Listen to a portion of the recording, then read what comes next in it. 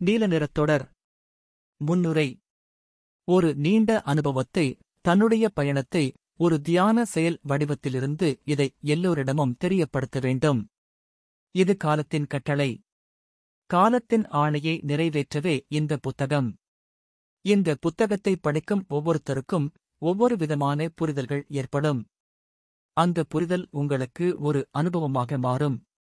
அந்த அனுபவம் ஒரு பயணமாகத் தொடரும். அந்த தொடர்வது பல இரகசியங்களை உங்களுக்குள்ளே ஒரு விவாதத்தை ஏற்படுத்தும். அந்த விவாதம் இந்த உலகம் உருவானதைப் பற்றி, அதை ஊடுருவி, அதற்கு உள்ளே நாமா, இல்லை அதற்கு வெளியிலே நாமா, அதை தெளிவுபடுத்த இந்த புத்தக எழுத்து தொடர்கள் உங்களுக்கு உதவியாக இருக்கும். உள்ளே செல்வோம். மெமரி தொடர். இந்த அலைவரிசை என்பது இந்த வடிவத்தில் யாரும் தன்னுடைய வாழ்க்கையை யோசிப்பதே இல்லை. இந்த அலைவரிசையிலே இயல்பாக வாழ்கிற மனிதர்களும் சரி, தியானத்தில் மாற்றமடைந்த மனிதனும் சரி, அலைவரிசைக்குட்பட்டுதான் பணி செய்கிறார். இப்போது நவீன காலமாக இருப்பதினால் உங்களுக்கு கொஞ்சம் அறிவு, மூளை இவையெல்லாம் இன்றைய காலகட்டத்திற்கு ஏற்றது போல் சில வார்த்தைகளையும் நான் எழுத்தில் பயன்படுத்தியிருக்கிறேன். அதை நீங்கள் உணர்ந்து வாசியுங்கள். இங்கு பிறப்பெடுக்கிற அனைத்து உயிர்களும் அவர்களுக்குள் ஒரு பழைய பதிவேற்றம் இருக்கிறது. அந்த பதிவேற்றத்தின்படியே அவர்கள் எங்கே பிறக்கப்பட வேண்டும், எங்கே வளரப்பட வேண்டும் என்பது தீர்மானிக்கப்படுகிறது. அந்த அலைவரிசையை வைத்தே அந்த உயிரின் செயல்பாடுகள் இருக்கிறது. ஒரு மனிதன் மிக அறிவு சார்ந்து படிக்கிறான், எழுதுகிறான், மிக வல்லமையாக செயல்படுகிறான். இன்னொரு மனிதன் படிப்பதில், எழுதுவதில் பெரிய போராட்டத்தை சந்திக்கிறான். அந்த போராட்டத்தை சந்திக்கின்ற மனிதன் பிறப்பெடுப்பதற்கு அந்த முன்ஜென்மத்தினுடைய பதிவேற்றம் மட்டுமே காரணமாக இருக்கிறது. பிறப்பெடுத்து, வளர்ந்து, படிக்கும் போதோ, எழுதும் போதோ, இந்த காலத்தில் இருக்கின்ற அந்த கல்வியையோ, அந்த விஷயத்தையோ கிரகித்து தன்னுடைய மூளையில் பதிவேற்றம் செய்து வைத்துக் கொள்ள திறனற்றதாக அவன் மூளை செயல்படுகிறது. இந்த நவீன காலத்தினுடைய கல்விகளை படிக்கவோ, எழுதவோ முற்பட்டாலும் அவனால் அதை கிரகித்துக் கொள்ள முடியவில்லை. அவனுடைய மெமரி சப்போர்ட் செய்யப்படவில்லை. அந்த முன்ஜென்மத்தினுடைய பலவீனமான மெமரியோடு அவன் பிறக்கப்படுகிறான். இங்கு இருக்கும் அனைத்து விஷயத்தையும் அவனால் பார்க்க முடியும். அதை உணரவோ, அதிகாரம் செய்யவோ, அவனுடையது என்று தன்வசப்படுத்திக் கொள்வதற்கோ வாய்ப்பை இழக்கப்படுகிறான். அவனுடைய மூளையின் திறன் அவன் பார்வை முழுக்க பார்க்கின்ற வாய்ப்பை அளிக்கின்றது. அவன் இதயம் முழுக்க அதை அடைய வேண்டுமென்ற ஆசையை உருவாக்குகிறது. அவன் மூளை பலவீனமாக இருப்பதால் அங்கு எதுவும் கைகூட முடியாமல் போய்விடுகிறது. இப்படித்தான் இந்தியாவில் 60% மக்கள் வாழ்ந்து கொண்டிருக்கிறார்கள். இப்படித்தான் உலகம் முழுக்க ஒவ்வொரு நாடுகளிலும் இந்த விகிதாசாரம் அதிகமாகவே இருக்கிறது. இதை பலவீனம் என்பார்கள், இயலாமை என்பார்கள். ஆன்மீகத்தில் கருமவினை என்பார்கள். அதே இன்னொருவர் நன்றாக படித்து எழுதுகிறாரல்லவா, அவருடைய மூளையின் மெமரி ரொம்ப கூர்மையாக எந்த நவீன கல்வியையும் படித்து கிரகித்து உள்ளே வைத்துக் கொள்கிறது. நீங்கள் அறிவாளி, விஞ்ஞானி என்று அழைக்கப்படுகிறவர்கள் அனைவர்களுமே தாயின் கருவிலிருந்து ஆரம்பித்து அவர்கள் பிறந்து வெளியே வந்த தருணத்திலிருந்து சிறு சிறு சத்தத்தை அந்த மெமரி உள்வாங்கி வைத்துக் கொள்ளும். இதன் பெயர் கவனிக்கும் திறன் என்று சொல்வார்கள்.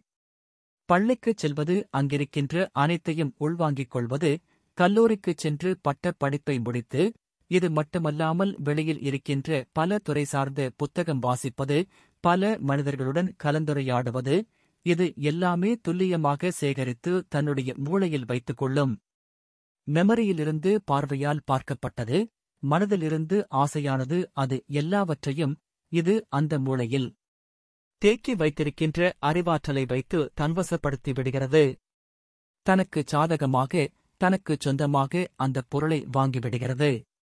இப்படிதான் இந்த உலகம் முழுக்க நீங்கள், பணக்காரர்கள், வெவ்வேறு துறையில் இருந்தவர்கள் வாழ்க்கையில் இப்படிதான் ஒரு பொருள் ஈட்டப்படுகிறது, கிடைக்கப்படுகிறது. பலமான மெமரி, பலவீனமான மெமரி, இதுதான் மனித வாழ்க்கை இயங்கிக் கொண்டிருக்கிறது. இதேபோலதான் ஒரு தியானிப்பவர்களுக்கும் கிடைக்கிறது. அந்த பலமான மெமரியாக இருக்கக்கூடியவர்கள், இன்று நீங்கள் பார்க்கக்கூடிய நிறைய குருமார்கள், அந்த பலமான மெமரி கொண்ட அந்த வடிவத்தைக் கொண்டவர்கள்.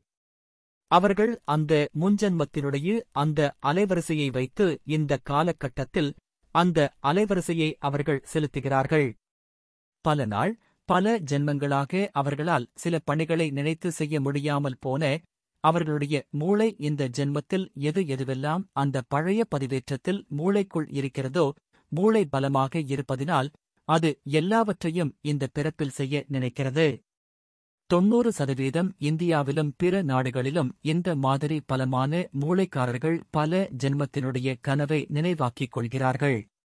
பல ஜென்மத்தினுடைய ஒரு குருவின் கனவை, அவருடைய கனவு இலட்சியத்தை, அவருடைய கனவு திட்டத்தை, அவருடைய கனவு தியானத்தை, அவருடைய கனவு உபதேசத்தை உலகம் முழுக்க நிறைய மக்கள் உயர்ந்த செயலாக நினைத்து அதை கற்றுக்கொள்கிறார்கள்.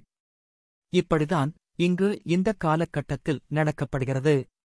ஒரு பலவீனமான மூளை கொண்டவர் என்று சொல்லியிருந்தேன் அல்லவா, அது நான்தான். என்னுடைய சிறு வயதில் பள்ளி, கல்லூரி எதுவும் கிடைக்கப்படவில்லை.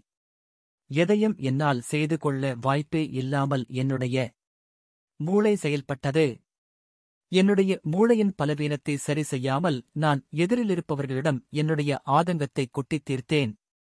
எனக்கு மட்டும் ஏன் இப்படி நடக்கிறது, நான் யாருக்கு என்ன கெடுதல் செய்தேன் என்று ஒரு விரக்தியை வெளிப்படுத்த அவ்வப்போது தோன்றும். இந்த தியானம் எனக்கு கிடைத்ததற்குப் பிறகு கொஞ்சம் கொஞ்சமாக பலவீனமான என் மூளை மாறத் தொடங்கியது. என் சிந்தனை மேல் நோங்கியது. இங்கே இருக்கும் கல்வி எதுவும் எனக்கு கிடைக்கப்படவில்லை. என் மூளையில் பழைய பதிவேற்றங்கள், நான் கேட்டது, நான் பார்த்தது, சிறு சிறு பதிவேற்றங்கள் மட்டுமே உள்ளே அந்த மெமரியில் ஸ்டோர் ஆகியிருந்தது. பல ஆண்டுகள் நான் தியானித்துக் கொண்டிருந்தேன். அதனுடைய பணி, என்னுடைய மெமரியிலிருந்த ஸ்டோரேஜ் என்பது என்னவென்றால் செல்கள் என்று சொல்வார்கள். அந்த பழைய செல்கள் அனைத்தையும் அழிக்கும் வேலையில் ஈடுபட்டுக் கொண்டிருந்தது. ஒரு பக்கம் என் மூளையில் கிளீனிங் பிராசஸ் நடக்கிறது. இன்னொரு பக்கம் வாழ்க்கையில் துன்பம், துயரம், அதற்குள் பெரும் போராட்டத்தை சந்தித்தேன். அந்த மூளையில் கிளீனிங் பிராசஸ் முடிவதற்குள்ளேயே என்னுடைய சூழ்நிலை காரணமாக இறந்து போக, அதாவது தற்கொலை செய்து கொள்வதற்கு கூட வாய்ப்பு இருந்தது. அப்படி நடந்திருந்தால் மூளையில் நடந்து கொண்டிருந்த பிராசஸ் நிறுத்தப்பட்டிருக்கும். நான் அடுத்த பிறப்பை நோக்கி நகர வேண்டிய ஒரு வாய்ப்பு வந்திருக்கலாம். ஆனால் இந்த காலம், அந்த தியானம் அப்படி நிகழாமல் என்னை காப்பாற்றப்பட்டு அந்த பழைய பதிவுகளை அழிக்கின்ற வேலையை தீவிரமாகச் செய்தது. தீவிரமாகச் செய்து முடித்தவுடன் நான் ஒரு எம்டினஸ் ஆகஸ்ட் மாறிப்போனேன். ஒரு காலி பாத்திரமாக ஆனேன். மூளை இருக்கிறது. மனிதனாக முழு உடல் இருக்கிறது.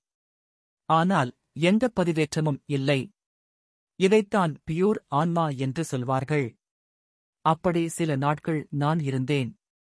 அப்படி இருக்கப்பட்ட எனக்கு இந்த ஆகாயத்திலிருந்து பூமிக்கு ஒரு தொடர்பு கிடைக்கிறது. அந்த தொடர்பு எப்படி இருக்கிறதென்றால், ஆகாயம் சக்தி வாய்ந்த ஒரு உயர் சக்தி கொண்ட ஒரு மூளையாகவும், ஒரு எம்டினஸ் ஆகஸ்ட், ஒன்றுமில்லாத மூளையும் இந்த பூமி செயல்படுகிறது. அப்பொழுது ஆகாயத்திலிருந்து கிடைக்கப்படுகிற ஒரு சக்தி பூமி மூளைக்கு செலுத்தப்படுகிறது. செலுத்தப்பட்டு சில ஆண்டுகள் அது நிரப்பப்படுகிறது. அதற்குப் பிறகு அந்த பூமிக்கும் அந்த ஆகாயத்திற்கும் ஒரு உயிர் சக்தி கொண்ட ஒரு பாதை உருவாகிறது.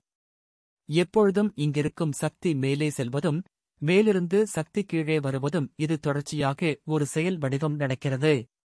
இந்த செயல் வடிவத்தைத்தான் பிரபஞ்ச ஆற்றல், பிரபஞ்ச தொடர்புகள் என்று சொல்வார்கள். இதைத்தான் கடவுள் சக்தி என்று சொல்வார்கள். இந்த செயல் வடிவத்தால் காலம், நேரம், கோள்கள், பஞ்சபூதங்கள், யுகங்கள், பல்வேறுபட்ட பருவ மாற்றங்கள் நிகழ்த்தப்படுகிறது, கிடைக்கப்படுகிறது. இதே வடிவம்தான் எம்டியாக இருந்த எனக்கு அந்த பூமிக்கு ஏற்பட்ட அனுபவம் போல் இந்த காலியான மூளைக்குள் பிரபஞ்ச ஆற்றல், தொடர்புகள் கிடைக்கப் பெற்றது. அதில் தியான வடிவத்தில் பதஞ்சலியினுடைய யோக சூத்திரங்கள் அனைத்தும் இந்த ஆகாயத்திலிருந்து ஒரு பதிவேற்றமாக நமக்குள்ளே செலுத்தப்பட்டது. நம் எழுத்துக்கு, பேச்சுக்கெல்லாம் பிரத்யேகமாக காரணம் இதுதான். இதில் இங்கு இருக்கின்ற நிறைய குருமார்களைப் பற்றி, தியானத்தைப் பற்றி, அது சரியாக இல்லை என்று நான் நிறைய கருத்துக்களைச் சொல்லியிருக்கிறேன். நேரடியாகவே அவர்கள் செய்யும் வேலையை தவறு இருப்பதாக சுட்டிக்காட்டியிருக்கிறேன். இதற்கு ஒரே ஒரு காரணம்தான். இதை படிப்பவர்கள் தெளிவாக புரிந்து கொள்ளுங்கள். ஒருவரை குறை சொன்னால் தொழில் போட்டி, பொறாமை என்று அதற்கு ஒரு பெயர் சூட்டப்படுகிறது. அதுபோன்று இல்லாமல் நிதானமாக யோசியுங்கள். பழைய மெமரியில் பதிவேற்றத்தை வைத்து கொண்டு பல ஜென்மத்தினுடைய கனவு, ஆசையை நிறைவேற்ற முடியாமல் தவித்த எத்தனையோ குருமார்களுக்கு இந்த பிறப்பில் அதை நிறைவேற்றிக் கொள்வதற்கான வாய்ப்புகள் வழங்கப்பட்டது.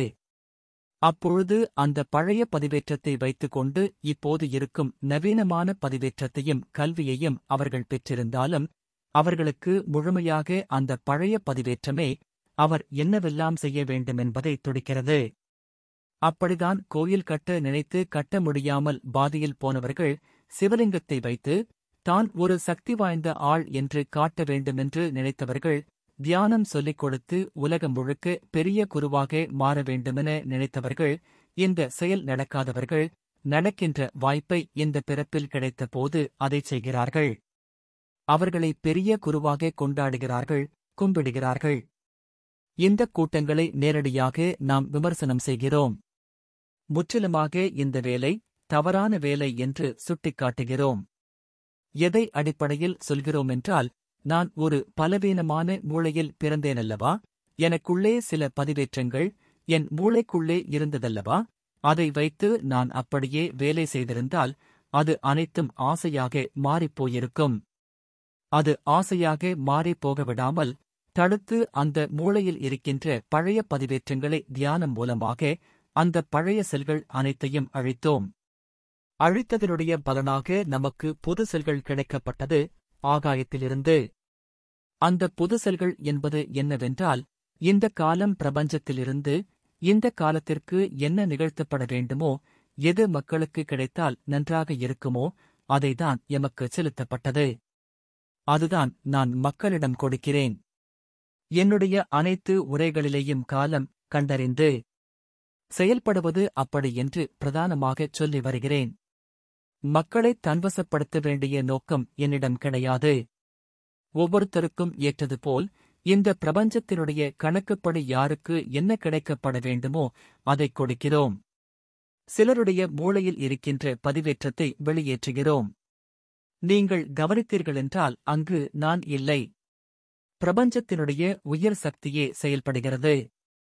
ஆனால் நிறைய குருமார்கள் அந்த பழைய பதிவேற்றத்தையே ஏதோ ஒரு யுகத்தில் உள்ள தியானத்தைக் கொண்டு வந்து இந்த யுகத்திற்கு வாழுகின்ற மக்களிடம் கொடுத்து விடுகிறார்கள். அது ஒரு காலாவதியான ஒரு தியானத்தை ஒரு புது தியானம் போல் தன்னுடைய முன்ஜன்மத்தினுடைய பதிவால் இதை செய்து கொண்டிருக்கிறார்கள். அதனால்தான் அவர்கள் பிரபலமாக இருக்கலாம், அவர்கள் தியானம் பிரபலமாக இருக்கலாம், அவர்களைச் சுற்றி மக்கள் பிரபலமாக கூட்டமாக நிற்கலாம். அவர் கொடுப்பதோ அவர்கள் பெறுவதோ காலாவதியானது. இதை நான் எதிர்க்கவில்லை. நல்ல கவனமாக வைத்துக் கொள்ளுங்கள். இந்த பிரபஞ்ச பேராற்றல் அவர்களை எதிர்க்கிறது.